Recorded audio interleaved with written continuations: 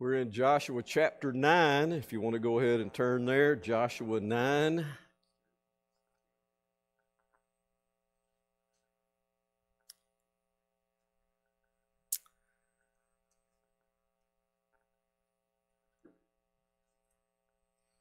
Joshua chapter 9. You remember that there was great victory at Jericho. There was defeat at Ai, which eventually turned into another victory. And their fame and their reputation and the information or the reputation of the God that they serve is spreading. So what you're going to see in chapter 9 is these people of Gibeon are going to create a ruse where they pretend to be from a faraway country. Because one of the things that God had said to the Israelites when they came into the land was that you cannot make any treaty with the people of the land. By the way, why do you think it was that God said don't make any treaties with the people or the inhabitants of Canaan? They could make treaties with people outside of Canaan, but not within the promised land. Why do you think he would not want them to make any treaties? Yeah, he wanted them to destroy everybody in there. So why make a treaty? That's only going to, if you're going to honor a treaty, then you're not going to do what God said. So don't make any treaties. So the Gibeonites come up with this really, I don't know how they pulled it on them. I read the text and I read this chapter and I still don't know how they fell for that. How did the Israelites fall for this? I just don't know how they fell for it.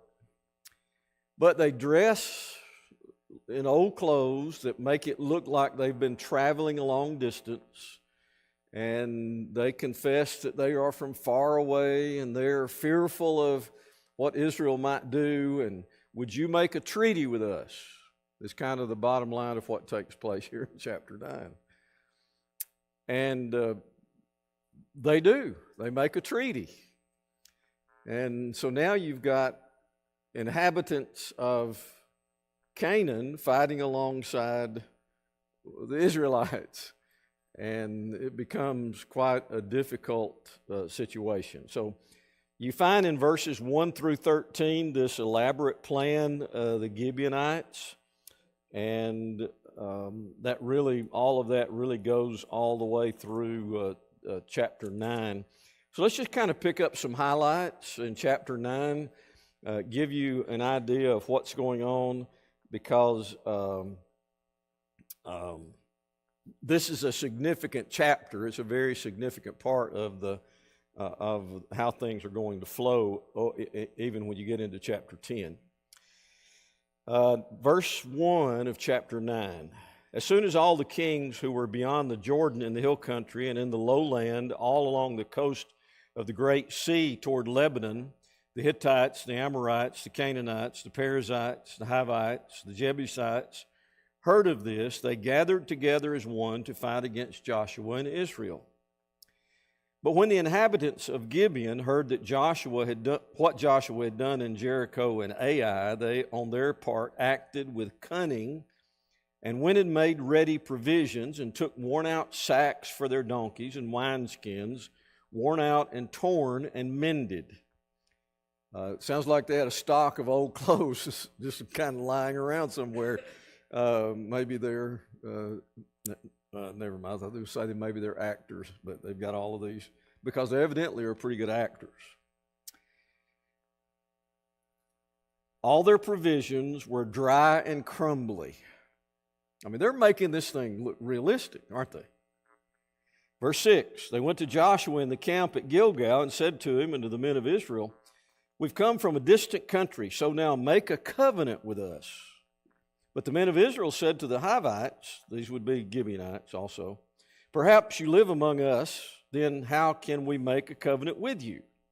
So the response is, men of Israel say, well, it could be that you actually live among us, and Therefore, we can't make a treaty with you. We can't make a covenant.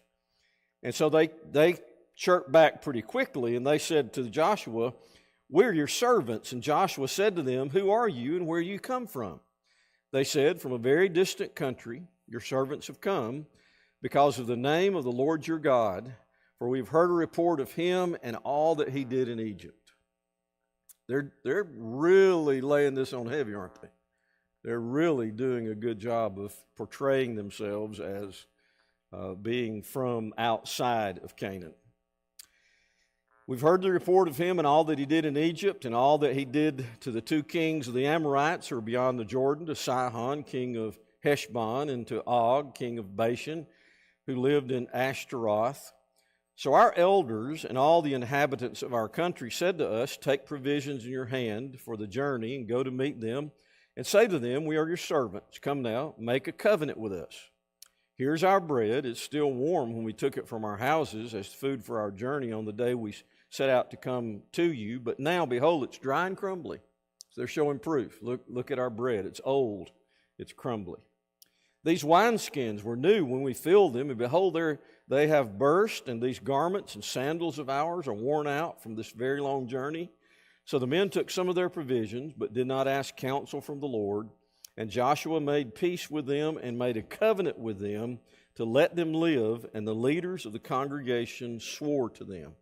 And that's through verse 15. So you see this scheme that the Gibeonites have come up with, and it worked.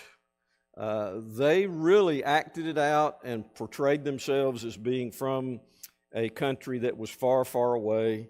And so Joshua comes to the conclusion, this is okay, this will be a good thing for us to make this covenant with them and let them live. And so everybody else goes along with Joshua on that, and that's the end of that in verse 15. But now note what takes place by the time you get to verse 16 and following. Because in verse 14, they're really laying it on heavy. They're partaking of the bread with them and as a solemn oath of the way that they're going to be able to work together. But now verse 16 opens up. At the end of 3 days, after they had made a covenant with them, they heard that they were their neighbors and that they lived among them. And the people of Israel set out and reached their cities on the third day. Now their cities were Gibeon, several other cities he names there in verse 17. But the people of Israel did not attack them because the leaders of the congregation had sworn to them by the Lord, the God of Israel. Then all the congregation murmured against the leaders. So what happened? 3 days later, they found out that the Gibeonites were actually local folks. I don't know how they found out. The text doesn't tell us how they found out, but they went to investigate and they found these cities of the Hivites, one of those being Gibeon, so that they find these cities. But why could they not attack? Why could they not take the land? Why could they not do what the Lord told them to do? They had made a covenant.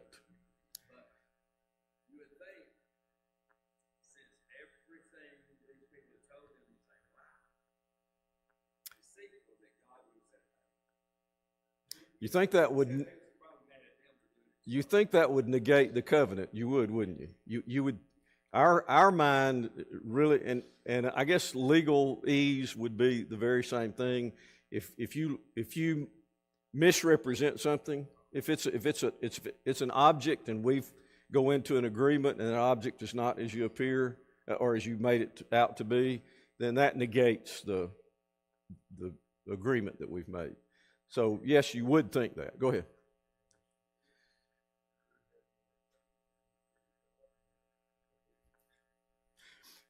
Ryan's question is, in this agreement, who do you see demonstrating more faith? Well, at this moment, how much faith do the Gibeonites have in God? Because they feared him greatly. Yeah, they even said that. We've heard about. Now, see, that part was true. The part about them having heard about the power of God, that was true. The part about them having heard about how God delivered the Israelites out of bondage and destroyed the kings and all that. That was true. They'd heard that. And that's why they came up with this great scheme to save their skin. I mean, it was a great scheme. You have to admit it was. And they made it believable. Joshua took it, gave it to the people took it. And so now they are bound. What do? How do we handle this really difficult situation? Because we have entered into this covenant with these people that we have been sworn by God to destroy. Look at verse 22. Joshua summoned them, and he said to them, "Why did you deceive us, saying, 'We are very far from you,' when you dwell among us? Now therefore you are cursed, and some of you shall never be anything but servants, cutters of wood and drawers of water for the house of my God." They answered Joshua, "Because it was told to your servants for a certainty that the Lord your God had commanded the servant Moses to give you all the land and destroy all the inhabitants of the land from before you. So we feared greatly for our lives because of you and did this thing. And now, behold, we are in your hand. Whatever seems good and right in your sight to do to us, do it." So he did this to them and delivered them out of the hand of the people of Israel, and they did not kill them. But Joshua made them that day cutters of wood, drawers of water for the congregation and for the altar of God to this day in the place that he should choose. So there was this encounter with these people of the Hivites, the Gibeonites, or as they're often called. And there are a lot of lessons to learn there in chapter 9. There are an awful lot of lessons to learn, and probably the very first one of those is that they were naive, I think, in making. They didn't need to make that covenant. Israel didn't need to make that covenant, period. There was no need for them to enter into that. They are the more powerful nation because God is with them. There's nothing in it for Israel to make that covenant or to come with that treaty. There was nothing that benefited Israel by making that treaty, and the danger that they saw themselves in, that is the Gibeonites, the danger that they saw themselves in moved them to do something very dramatic and very much drawn out, because they saw themselves as being in great danger. And though it saved their lives, it still turned out that there was a payment to be made because of their deception.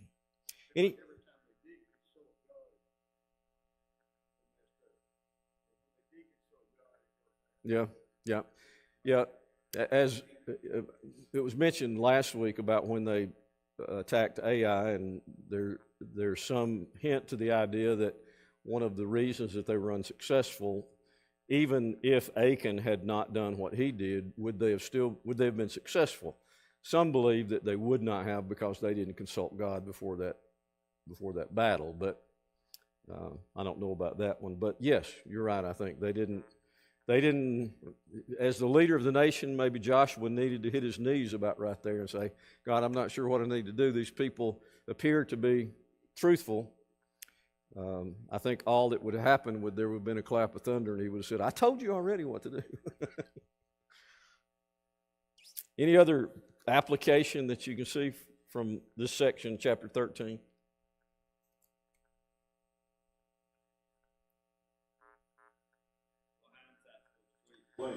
But you would think that these people, if they believed it, and they did, believe that God was that strong and He was with them, that they would also realize that God knew everything.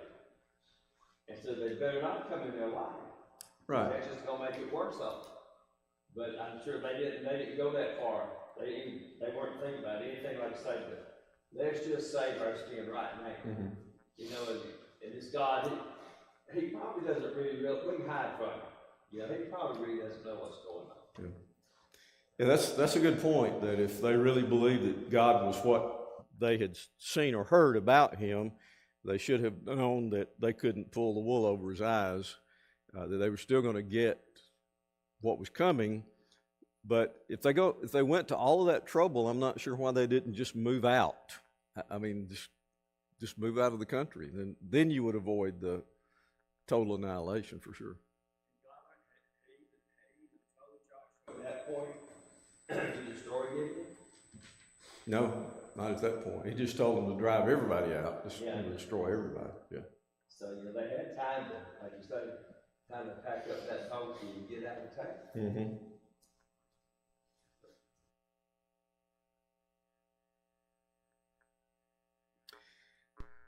One of the things that's interesting about this, we talked last week about the destruction of Achan. You remember that story, how that went? How devastating that destruction was for Achan and his family.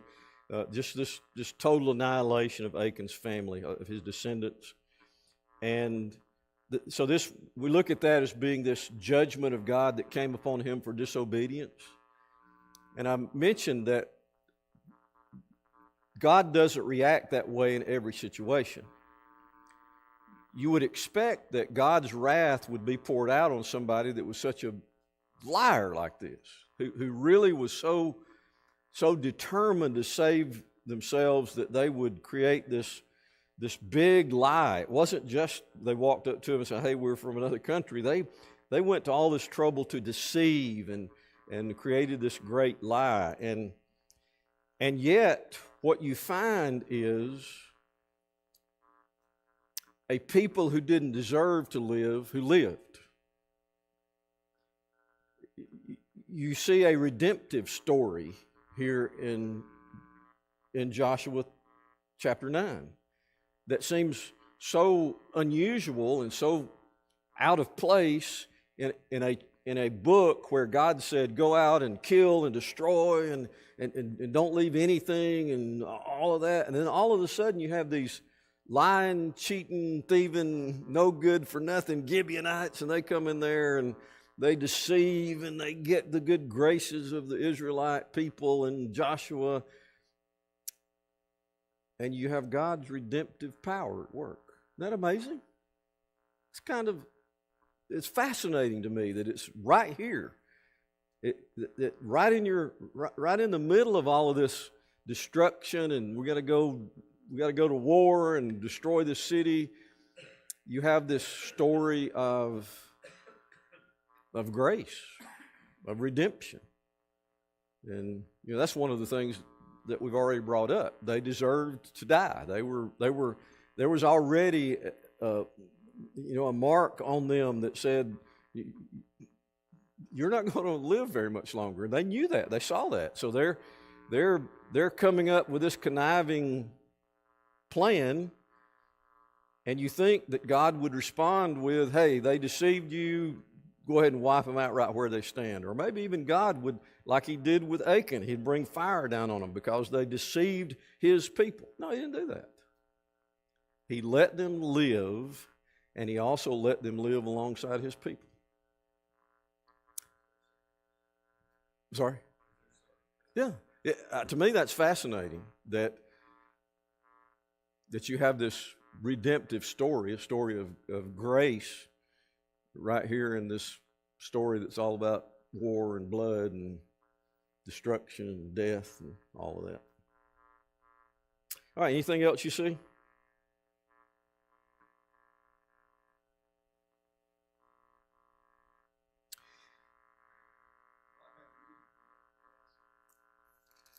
Yeah, he always makes, yeah, he's always able to work, as Romans 8:28 says, he's always able to work everything out so that it works within his plan, even when we mess up. Yeah, exactly.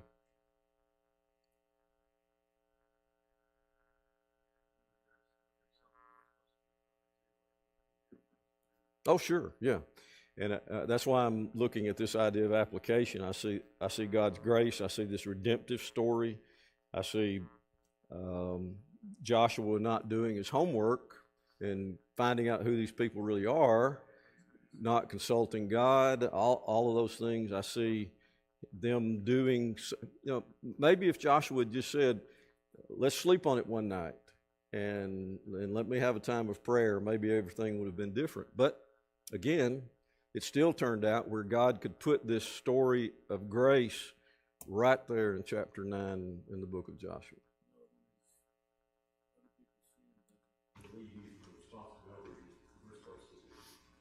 Right. Right. I don't know if you heard Brandon's comment, but other people's sins doesn't relieve us of our responsibility. Well, excuse me, Joshua was relying on his own wisdom. Mm-hmm. We're guilty of that. Right. They were fooled by these people. How many times were we fooled by sin? Yeah. I mean, it happened. It's very often. It is, very, very much is. The whole idea of being fooled by something you think is one way and it's actually another way, that's a perfect picture, as Michael points out, of the way that we're often deceived by sin. We see it, we know what we ought to do.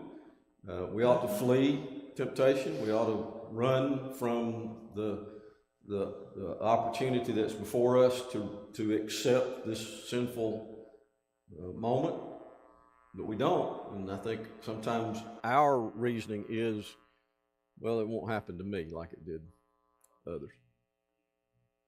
Say it again. There's a reason for these people to live. Mm-hmm. Somewhere down the line, I got a feeling that there's people who are going to be involved in something. I think they do. God's ways knows ahead of time what's going to happen. And with them living amongst them and living there with them, there's a reason for it. Right. We don't understand it. God understands it. But we'll see it later, yes. Yeah, John's point's very well made that God knows the whole picture. We only get this very small picture. So, but for right now, what I see here is this story of redemption and God's grace. These people who were marked for destruction and death are allowed to live. Not only just live, but to be alongside God's people. Hey, we're marked for destruction and death too, but we're allowed to live through the grace of God, what Jesus did for us. Yeah. Great story of deliverance, a great story of grace, and it mirrors us. Very good observation, Barry.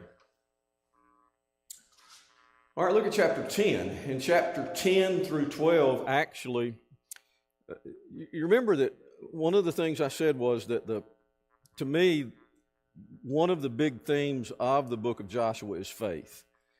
I think the failure in chapter 9 was, as somebody already brought up, a lack of faith, a lack of true understanding, a lack of dependence on Him. So I think it still goes back to that. That's what we see, I think, happening there in chapter 9.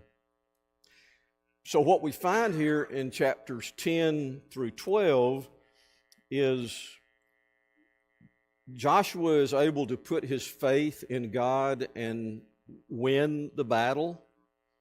And Joshua even has the faith to ask God to do something not just miraculous. All right, if you got miracle right here, where would you rate making the sun stand still? I mean, you're going to stop the rotation of the earth. Is that just a miracle, or is it? I mean, yeah. So it's still just a miracle, but it's a level 1 miracle. Let me tell you. So if you've got enough faith in the middle of a battle to turn to God and say, "Give me some more time, God," that's a lot of faith. You know, I have no idea that Joshua actually believed that God would make the day longer. I have no idea that he believed that. But he asked for God to do something. God did. So you've got to see the faith that is there, and you've got to see the power of this God that they serve, and the continual reminder that anything that they achieve is because of who He is, not because of who they are. Would they have won that battle without God's intervention? Absolutely not. Would they have defeated Jericho, that first big city they come upon in the promised land, without God's help? Absolutely not. So what you're finding throughout this whole narrative of the book of Joshua is Joshua continually being reminded, the people continually being reminded that God is enough. God's big enough, and God will destroy. God will perform. God will do whatever needs to be done to be able to be successful when it comes to being with His people during this time, giving them the land that He's already said, I've given you. You just need to go in and take it. So that's what happens in Joshua 10 through 12.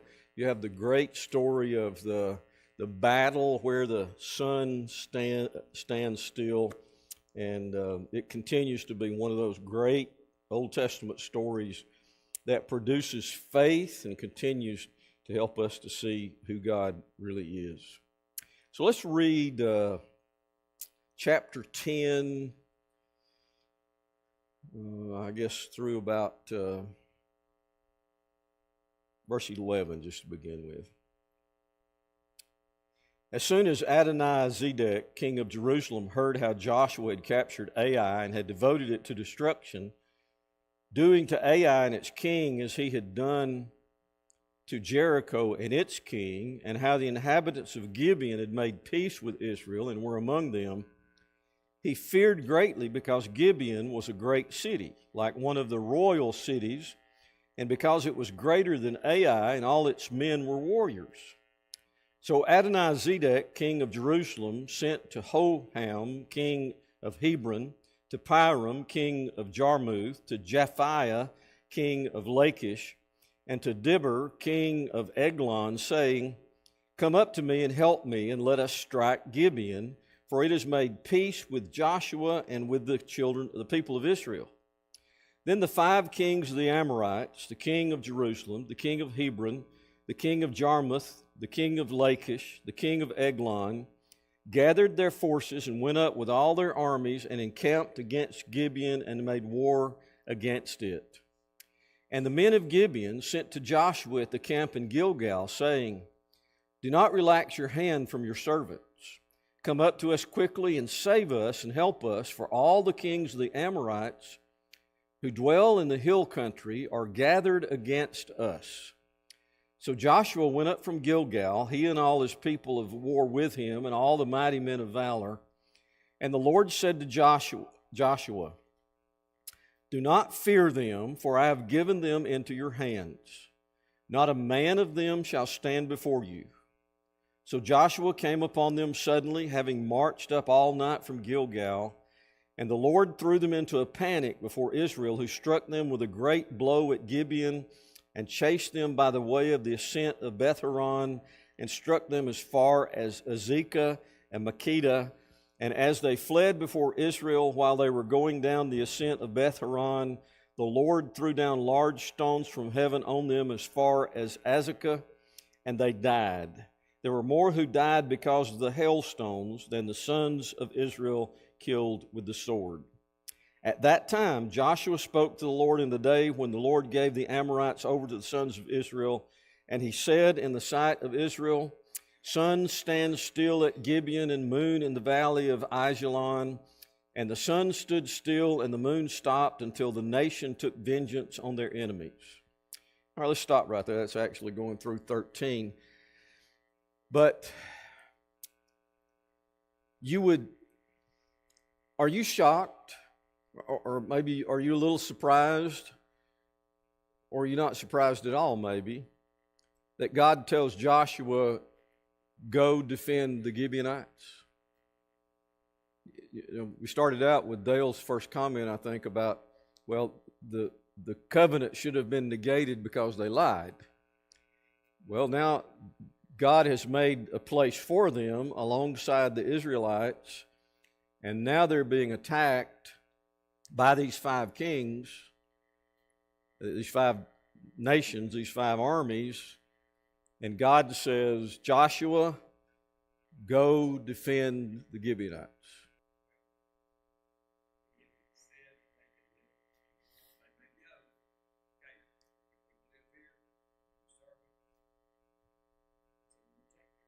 You'll take care of them. That's exactly right. Did they deserve it? No, they didn't deserve it. They were liars and cheaters and all of that. But God gave them a place. They made a covenant with his nation Israel. God's going to uphold that covenant. They're in trouble. And God says, he says to Joshua, do not fear them, for I have given them into your hands. Not a man of them shall stand before you. So Joshua came upon them suddenly, and the hailstones killed them all. The hailstones, by the way. So the people of Gibeon are in trouble. The message comes to Joshua, do not abandon us during this time of need. The Lord comes to Joshua and says, go defend these people that you made the covenant with. So he does, but who supplies the victory? It's God. The hailstones from heaven killed more, well, the heavens, I guess. The hailstones killed more than the army did. That was several other, quote, countries, places, that they did not have to really fight that much to take, because We'll take care of 5 of you country. Your great observation. I never really thought about that one. So rather than having to attack each one of these individually, God took care of them in a group text. definitely showing his power. Yeah, great observation. Anything else about this battle that actually goes through verse 15? We'll go ahead and finish. The sun stopped in the midst of the heaven, did not hurry to set for about a whole day.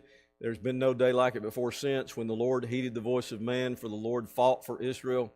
So Joshua returned, and all Israel with him, to the camp at Gilgal. And then the rest of it just talks about the 5 kings fleeing and hiding and all that kind of thing. But there you have this great act by God that obviously had to be faith-producing. It just had to be faith-producing to be able to see something like that. So any observations, any application you want to make concerning that?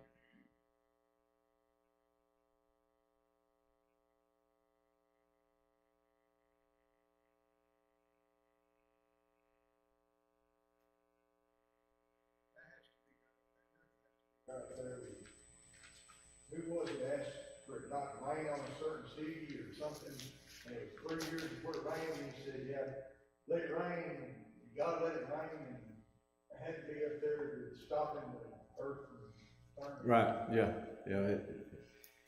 He is not subject to the laws of nature. He made it, so he controls it still. Great observation. I like the one where he brings the army together out of the bones. Yeah, that's good.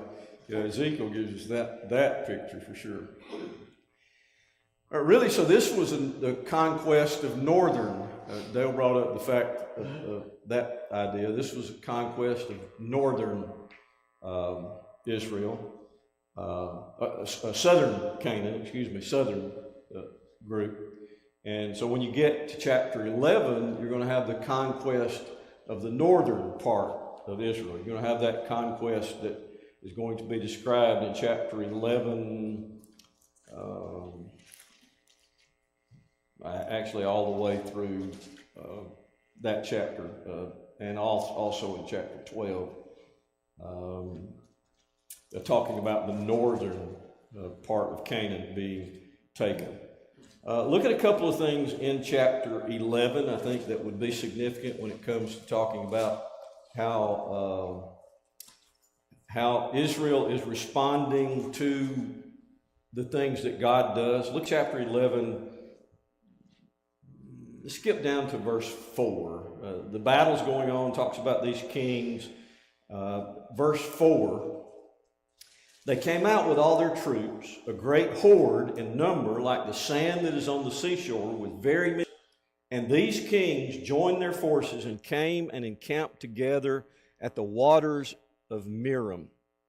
And the Lord said to Joshua, do not be afraid of them, for tomorrow at this time I will give over all of them slain to Israel.